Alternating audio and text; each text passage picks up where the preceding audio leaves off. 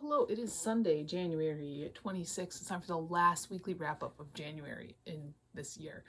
I read, I guess a good amount considering I'd only read two things until like Thursday. I'm keeping up on my whole, I read nothing until the weekend, and the weekend I read like 8 books. So that's, I guess, better than nothing. I watched a movie, I received a lot of books, and that's just kind of how life is at this point. But first up, the first thing, I watched Saw for the first time. Finally, I watched Saw, and I realized that I'm a horror person. Horror is my favorite. It's my favorite genre, but it's for sure my favorite movie genre. like books, I can get into other things. Movies, it's really hard for me to get into stuff that's like not a horror movie. I can do comedies sometimes, but I mostly watch horror movies. And this is the first time I've seen Saw. I've seen sequels. I've seen Saw 2, and what else have I seen? I know because I have them all. Saw 2, Saw 4, and Saw 5, and then also Spiral. And now I've seen Saw, and it was really fucking good. I know you don't need me to tell you that Saw is really good, but it is. It's really good. Leigh Whannell, the best. The best. Should have been a Final Boy more times. Honestly, when he was like young, he should have been a Final Boy more times. It was really good. It was fantastic. It's one of those movies where you watch it and you're like, oh yeah, I get why this had a giant franchise. Some movies you watch them and you're like, I don't get why this had a giant franchise. Saw, you do realize that. You're like, okay, yeah, the first movie's this damn good. Of course, it gets a franchise, and it had so much style, man. It was just stylish, and I mean, it could just be like my I don't know, my age talking, but I love that early 2000s, like really grungy, gross kind of look. And it was so good. It was good. It was perfect. It was a perfect movie. It was perfect. I loved it. Okay, then what I read. First up, I reread 3 books right in a row. The first one was The Sunshine Court by Nora Sakavic. And honestly, I think I liked it more the second time. Jesus fucking Christ.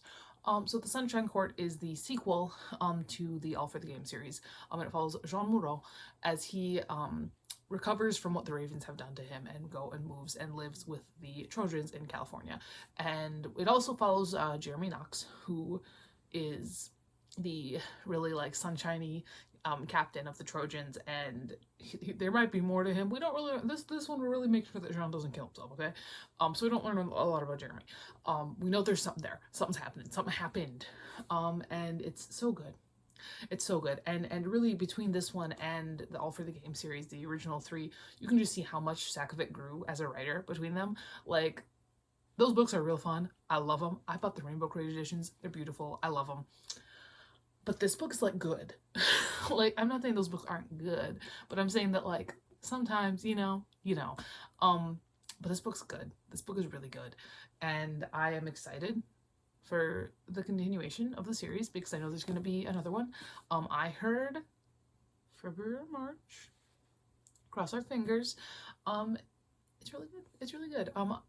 Obviously, like you have to read the first series first. Like, this is very much a continuation, but it's just we got to know a whole bunch of new fun characters, and just getting deeper into Jean is so fun. And just honestly, seeing those little moments when he's not like having PTSD flashbacks, which are few and far between, but there are a couple, just like 5 out of 5 stars. All right, then I reread a book with one of my sets of 5th graders. This is Spy School by Stuart Gibbs.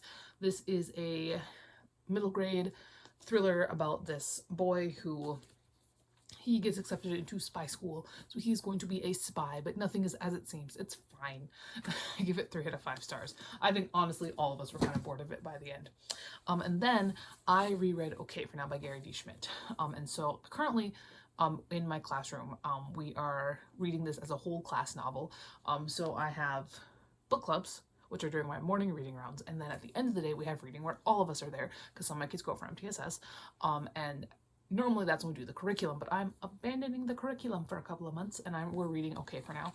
And so we're 3 chapters in as a class, but I did reread the entire book to, write questions and stuff. It's going great. I love Okay for Now. Okay for Now is honestly probably one of the best children's novels of all time. It's great. It's fantastic. And it is so terribly sad. And I can just tell my 5th graders are going to be real fucking mad. So there's that. Okay, and then now we get into the 4 books I read yesterday on Saturday. First up, I read Bullet Through Your Face by Edward Lee, and this is a collection of 3 novellas, and honestly, it's really 2 short stories and a novella, because the first 2 stories are really, really short, and then the last one is really, really long, and that's unfortunate, because the last one I think is the worst. But okay, so we've got Evernaut, the Salt Diviner, and the Refrigerator Full of Sperm. So, you know, but Edward Lee is known as being a kind of a classic extreme horror author, and he was writing in like more when extreme horror and splatterpunk was like good.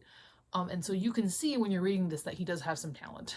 He is miles better than modern extreme horror. He really is.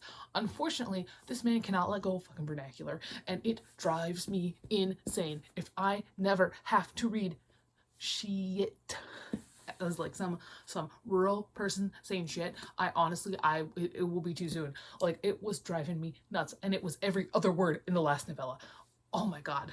Anyway, so let's go through novella by novella. Evernaut is just also in vernacular. It stands for every night. But the people who have captured our main character speak in vernacular. It's awful. Okay.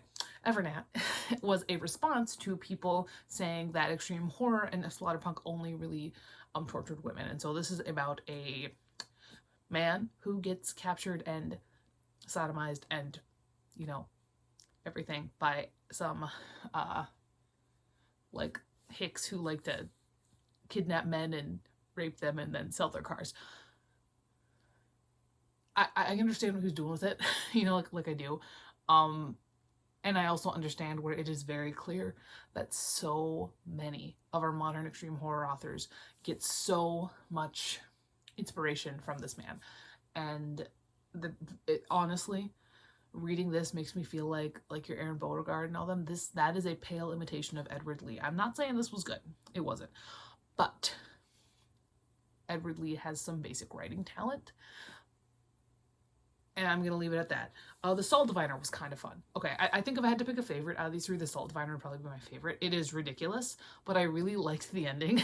And it's about this couple who meet like this basically this ancient like spirit that is cursed to spend just to hop from body to body, like telling the future. And the man in this couple, he is in great debt because he has a gambling problem.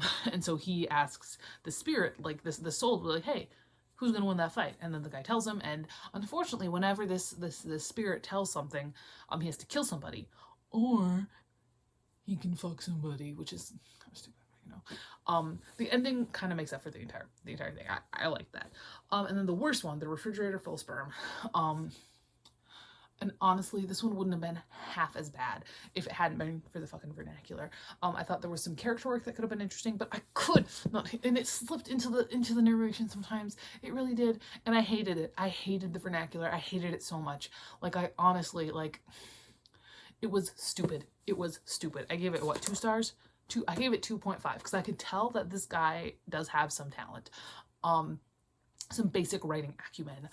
I've heard that this is one of his worst things, so that gives me some hope. I don't like own anything else by him, but I would be curious to see if that is actually like his worst thing. All right, then I read a little zine, and that is The World Beyond the Veil, Works of Transmasculine Horror.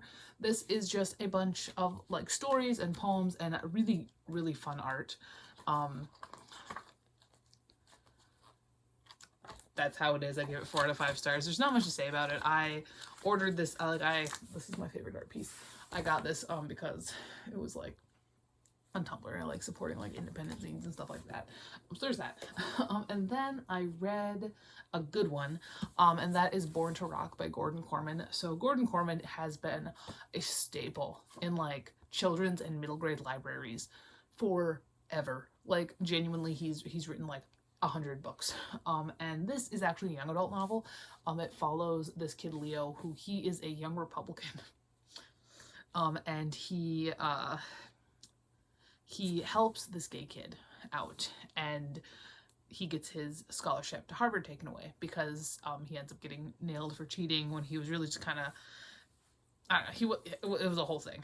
And he learns that his dad, his biological father, is actually a legendary punk frontman who's called King Maggot, and he kind of hates it, but he's like, well, maybe I can get some money out of this guy. And it's really fun. It was really fun, honestly. I really enjoyed reading this one. I don't have a lot to say about it. It was just really, like, it was enjoyable. It was a good time. I like the characters. Gordon Korman, I mean, he's a staple for a reason, and this was a fun time. I gave it 5 out of 5 stars. It was genuinely, it was fun. It was fun. All right. And then the last book I read is I did finish up For the Fans by Nyla Kay. And if I could say one thing, it's that this book didn't need to be 500 pages long. Okay. For the Fans, it follows these two boys who are as different as can be. You've got Avi, who is this like stoner artist punk kind of kid, but he's still hot. Don't worry about it. Don't worry. He works out because it's countercultural, so he's still hot. He's not scrawny or anything or fat. No, he's still hot. And then you have Kyron, who has a dumb name. And he's like a football hero, ultra straight. He's overcompensating. And their parents get married and they become stepbrothers and they hate each other, and they go to the same college and they hate each other, and then their dad loses all of their money, so they have to start making OnlyFans videos together. It's the only way. I know I'm making fun of like this book that is clearly like it's porn, you know, like it's just to get your rocks off. That's what this is for. And it's not, it wasn't terrible, you know, like it wasn't a really terrible book. It honestly wasn't. And I think that it did deal with things with a lot more respect than a lot of female authors have when writing male porn. You know, it really did. Although there was a really like, holy shit, backstory for Kyron, man. Like, oh my god. But then because of that, I felt like Avi really got shafted when it came to like the whole character thing. Like, well, this was really Kyron's story. That's who it was. The sex got to be a lot. Like, it was constant, man. Like, it was like heated rivalry levels, except for heated rivalry was like better written.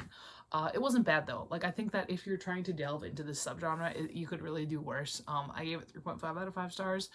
It exhausted me in a lot of ways. Like, again, it's 522 pages long, and it did not need to be. We follow these kids for genuinely 4 years. Can we not split it up a little bit? Like, make this 2 books. Make it 2 books, and then give Avi a personality, please. So there was that. This is what I watched and read. Out of this, obviously, I always keep those.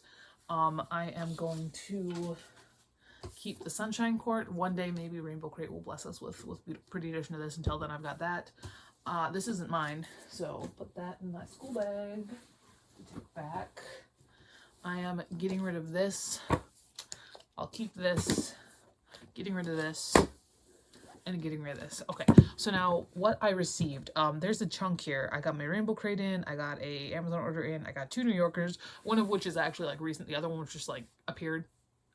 I think it was lost or something. First up though, I have the 4th volume of Banana Fish. I still have yet to start this manga, but I do have volumes 1 through 5 now. So any day now, any day, book wall, whenever I can find book 1 again. I did also get Sledge versus the Labyrinth by Nick Horvath, which is like this anti-hero, bloody, gory, looked kind of fun. It's a long series. I don't know if I'm ever going to read past this first book, but it looked like a fun time, and I figured I would give it a shot. And then the New Yorker that is actually current is the January 20th one, and this, honestly, this front picture makes me want to vomit. So that's how that's going. And then the 2 books from Rainbow Crate this month were an Outdrawn by Deanna Gray, which is lesbians. It's beautiful. This is a beautiful, honestly, this is such a stunning, I cannot get over how pretty the Rainbow Crate books are. Like, they are just consistently so gorgeous. I'm so excited. And then the other one was You and I, rewritten by Chip Pons, which again, so pretty. Like, God, I cannot handle how pretty these books are. But yeah, both of those are, you know, obviously Rainbow Crate, they're both gay. And then I did make an Amazon order. I got 5 books. One of them, well, 2 of them, okay. The first 2 I did just fill out what I have left to purchase of the Dark Olympus series. So I own and have read books 1 through 3. And then I own random other books in the series, but then I had 2 that I didn't own. And those were Cruel Seduction, which is Aphrodite, Hephaestus, Adonis. All right. Oh, and Pandora. Damn, 4. So I got this one. And then I also needed Midnight Ruin, which is Eurydice, Chiron, and Orpheus. So I've got those. I really do enjoy the Dark Olympus series. I think that honestly, out of all the, like, as I've been kind of delving into erotic and stuff like that, the Dark Olympus series has been the one that I've enjoyed the most. I really, really liked, what was it called? Electric Idol. And that was definitely my favorite of the 3 that I've read. But I'm excited to keep on going, and I do have, like, the new one, like, pre-ordered and everything. So there's that. I did also pick up The Taking of Jake Livingston by Ryan Douglas, which I have been vaguely interested in, but not, like, super interested in until I watched a really in-depth review on it, which did spoil the book. Like, I don't really care all that much. And now I'm genuinely, I'm intrigued. I'm interested to see what all this is about. All right. Then I did also get The Fuck It Diet by Carolyn Dooner, which is a exploration into, like, eating like a normal person and not like somebody who has been I don't know how to go with that. Obviously, I will take it all, with a grain of salt, as you do with any nonfiction book. At least any nonfiction book that is about, like, personal growth. But we'll see. And then the New Yorker, I don't know, the December 16th New Yorker must have got lost or something, but here it is now. I've got it. And finally, I did also order the second volume of Future Diary off of eBay, and it's like, as soon as I finish one hard to find manga series where everything costs $40 a piece, I find another one that I need. So yes, I'm done with Battle Royale, but Future Diary is looking like it's gonna be the exact same situation. So there's that. This is what I received. That is everything. I will talk to you later. And goodbye.